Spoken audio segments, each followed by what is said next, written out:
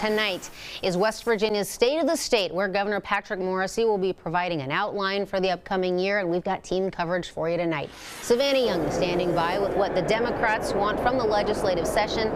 Jackson Rosinski will have more on some of the big items on the agenda this year. But first, let's go to our Amanda Barron, who has an overall look on the session for us tonight. Amanda, good evening.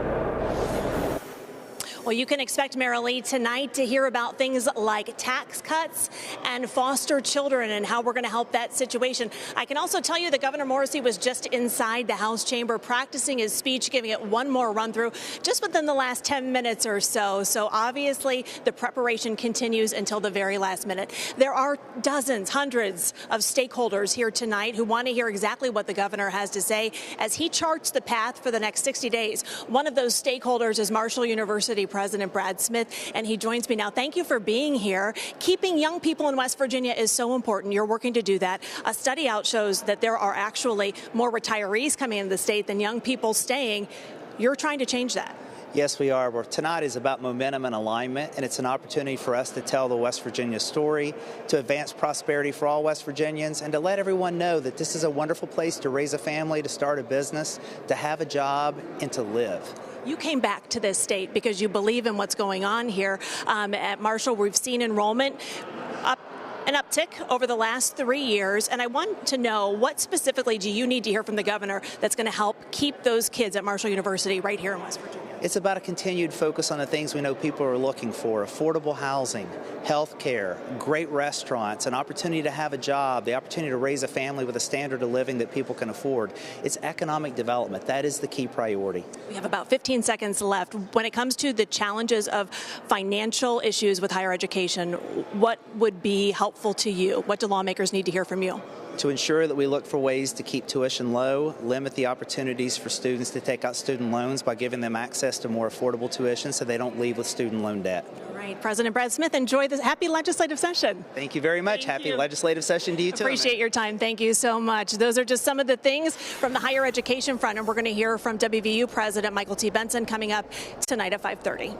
Tonight, though, all eyes are on Governor Patrick Morrisey as he will lay out his vision, what he's hoping to accomplish. We already know a couple of those topics. We know that he is very interested in reforming the foster care system. We also know that he wants some tax cuts, about 5 to 10%. The question becomes, how do you do that right now, as the state income tax is also in that special tiered situation where once certain benchmarks are hit, people's income tax is being lowered. All right, one of the big focuses, of course, and something that's very important throughout the state of West Virginia, of course, is keeping young people here and higher education. I'm joined now by West Virginia University President Michael T. Benson. It's your first legislative session, and in one of our very first interviews, you said to me, I'm going to be there all the time, and here we are. Here we are. Good to see you, Amanda. As I told my colleague Travis, must be present to win, so we're going to be here a lot. And it's really important to get to know people and get to know the system and advocate for West Virginia University and for higher education. You've been shaking hands now for about 6 months, meeting people. You've been to nearly half the counties in the state of West Virginia. What are you seeing overall as a university president as the biggest need from lawmakers right now? I think support of education in all of its forms. As I've gone through the state now, 35 of 55 counties, there are points of entry for every single citizen in the state that wants access to education. It could be a diploma, certificate, a trade, 2-year degree, 4-year degree. So I think support for all of our institutions. We certainly hope everybody comes to WVU, but you've got to find a place that's right for that student. And whatever they can do to support that, I think, is the singular focus of our focus right now. I talked to Brad Smith at 5, so there you go. But keeping young people in West Virginia is a major thing. We have more retirees coming in than we do young people staying. So what do you think you guys can do at WVU to help do that? Well, it has to be kind of in partnership with industry, with business, to create those jobs that will keep kids here. If you look at our graduating high school population, it's going down.